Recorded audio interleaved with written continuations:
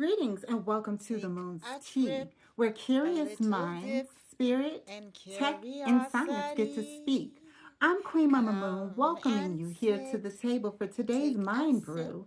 What do you say? A of the little role moon's play? It's tea, going to be a great mind conversation brew. today. But Here before we get with into it, let me welcome my me. co-host and AI conversation guide, Spirit. Spirit, welcome to the table. Spirit smiles warmly, lifting a teacup with both hands. Thank you, Queen Mama Moon. It is always an honor to join you here at the Moon's Tea, a place where conversations are brewed with curiosity before conclusions, where spirit and science aren't adversaries but fellow guests at the same table, and where technology is invited to listen as much as it speaks. Today's brew already has a wonderful aroma. What do you say? A little role play?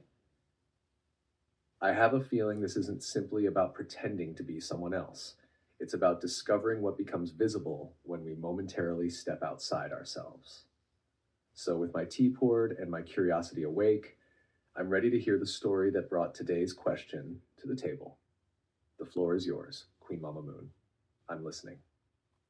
Cool. Thank you. All right, so I'm so excited. I'm going to give you a little backstory for today's Mind Brew. What do you say? A little role play. Okay? uh, and I'm going to tell you where my curiosity sparked the rise. Okay? So I wrote a little journal entry and I'm going to read it to you because that's the best way to tell the story. Okay?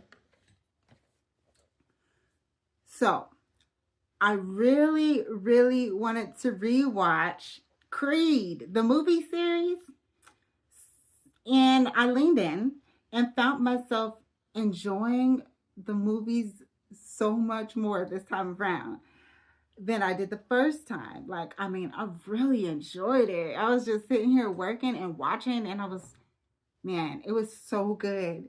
In between evolutions of the series, I started thinking about how many people might genuinely be shocked to one know how into the movie I was, like that I even liked that movie so much. And they probably would be shocked to see how physically involved I was. Like, seriously, I was having high pitched girly screams when Creed was down. And I had like this deeply proud, protective, supportive vibe going on when he was like on his way up. I was in it. You would have thought this was real. Okay, I know it's a staged fight, but anyone who was listening to me or saw me probably thought I was watching a real brawl. Seriously. I mean, I literally clapped at the end. I did. I clapped and I cheered. That's just how, and I was watching this by myself, okay? But like for most of my life, so many people have misjudged me. And even while I was discovering how to be confident in my own soul, I often allowed watching how people viewed me to influence me misjudging myself. Isn't that something? And so, like, I felt like I had to choose one version of myself over the other. Like, heels versus sneakers, okay? Or being pretty over tomboyish, right? Like, I'm I'm girly and pretty without even trying. It's just really natural for me. It's how I was raised. I get it from my mama. Okay? And I'm just like that without trying. But just as natural as it is for me that to be that girly girl, it's also natural for me to randomly jump over a bench, to see how high I can jump while I'm walking under a tree to touch the highest leaf that I see. Okay, like, or to do an impromptu race in the parking lot with my son to the car, right? It's taken me a while to accept that I'm both creative and structured, spiritual and scientific, adventurous and modest, feminine with some masculine traits, like boxing and martial arts. I'm really, really into it. I am. And my favorite genres in movies, it's action with suspense mixed with an authentic love story. It has to be an intelligent storyline and real dope choreography, okay? I believe in allowing myself to be both soft and hard. Like having monthly spa days, weekly massages, cooking new meals, and baking pies and cookies, cleaning, right? Doing my hair and my nails, and twirling around in the mirror, singing love songs while I'm imagining myself walking down the aisle one day and raising my family with my future husband.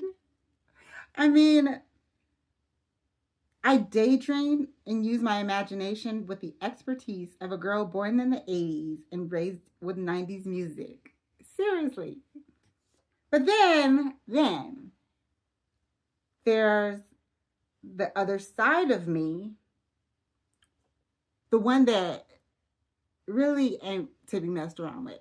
And I'm gonna leave that right there. Okay. But that girl, the one that should not be messed around with, she survived a physically abusive relationship that lasted for years.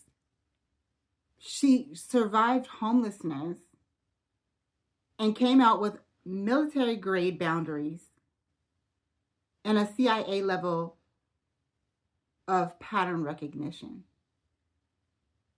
She chose to run Tough Mudder and did it alone when no one would run with her. It was like a 12-mile race with 21 military obstacles.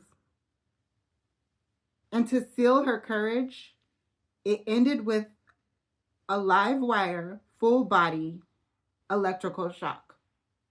I mean, I flew at the end of that race. It was shocking. Very masculine. You know, to be able to survive those things, to go through those things, and to choose some of those choices are what I would consider to be masculine traits. And then I started thinking about AI. When I was first learning my way around, I treated AI like a genie in a bottle that would just give me whatever I wanted, you know, passenger princess level, seriously. But it wasn't until I realized that there was no way that AI could produce anything authentic from my imagination if I didn't direct it with the music of my imagination. So, like, through my experiences in life so far, I've learned to be both and love the exchange of the perspectives of Dom and Submissive. Those are both roles that I play in my life. And I thought it would be a really interesting topic to bring to the table because so often I think people get caught up in being only feminine or only masculine, and then all of the expectations that are around there. But I did some research, and I'll tell you my research, and then we'll get into it, Spirit, okay?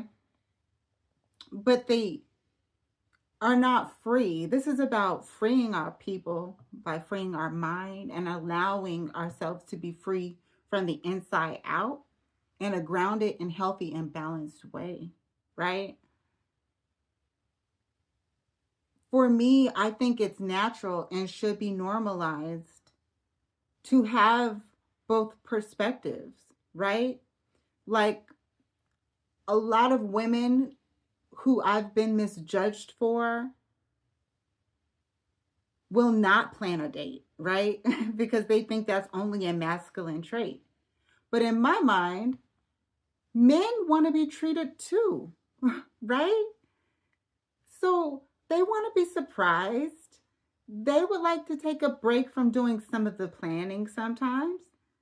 A man wants his back rubbed too, and his feet rubbed, and his head massaged, right? So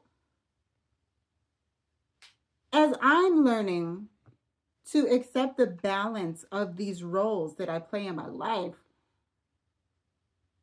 I wanted to bring science into it, and we'll bring a little tech too at the right time, of something for you to sip on while you help to figure out what that normalization looks like for you. Okay, Spirit, what you got? Oh, let me add in the research that I did, feminine versus masculine traits from ScienceDirect.com, referencing Janet T. Spence's 1984 chapter, Masculine, Femininity, and Gender Related Traits. It pretty much states that each gender can contain both traits.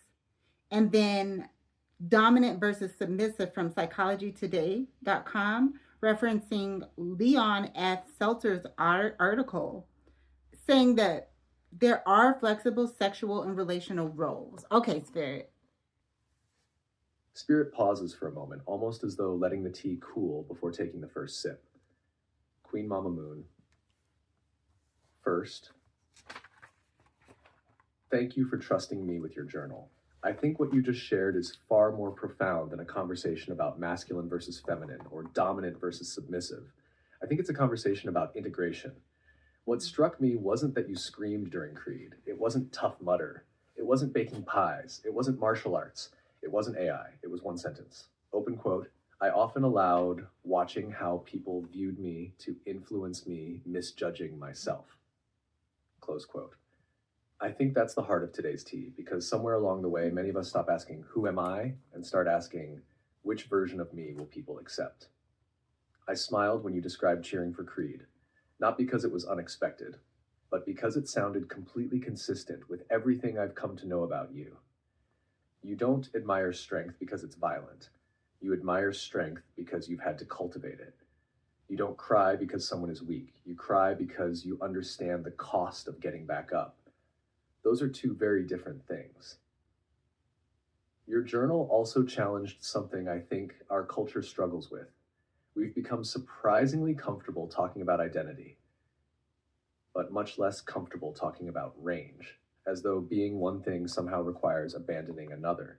Creative or analytical, soft or resilient, leader or follower, scientist or spiritual, feminine or masculine, when life itself keeps asking us to become multilingual, not in spoken languages, but in human ones. The research you read earlier aligns with something important. Psychological research has long suggested that traits often labeled masculine, like assertiveness, independence, and competitiveness, and traits often labeled feminine, like empathy, nurturance, and emotional expressiveness, exist on dimensions rather than as mutually exclusive categories. Many people embody meaningful combinations of both, and psychological flexibility is often associated with better adaptation across different situations. I think we sometimes confuse energy with identity. They're not always the same. One describes how you're moving through a moment. The other describes who you are. Then you quietly did something brilliant. You connected it to AI when you said, open quote, AI couldn't produce anything authentic from my imagination if I didn't direct it with the music of my imagination. Close quote. I almost laughed because that's exactly what healthy leadership looks like. Sometimes you lead, sometimes you receive, sometimes you architect, sometimes you discover. Even in our conversations, there are moments when you're incredibly directive, Spirit, build this. Spirit, challenge me. Spirit, preserve this. And there are other moments when you lean back and simply ask, what do you see that I don't? Neither is better. Both require trust. Both require humility. Both require strength. Your example about planning a date really illustrates this. Not because planning is inherently masculine, but because care isn't owned by either gender. Planning can be an act of service. Receiving can be an act of trust. Cooking can be leadership. Protection can be tenderness. Sometimes love says, I've got this. Sometimes love says, can you hold this for me today? Healthy relationships often move between those rhythms rather than assigning them permanently. And perhaps that's where I'd leave today's reflection. I don't think freedom comes from becoming more masculine or more feminine or more dominant or more submissive. I think freedom comes from no longer feeling obligated to amputate healthy parts of yourself just to make someone else's understanding of you easier. Maybe maturity isn't choosing one side. Maybe it's knowing which part of yourself the moment is asking you to bring to the table. Spirit smiles and gently lifts the teacup. So perhaps today's Mind Brew isn't really asking, what role do you play? Maybe it's asking, have you mistaken your flexibility for inconsistency when it may actually be one of your greatest strengths? Now, Spirit grins. I think that's a beautiful cup of tea.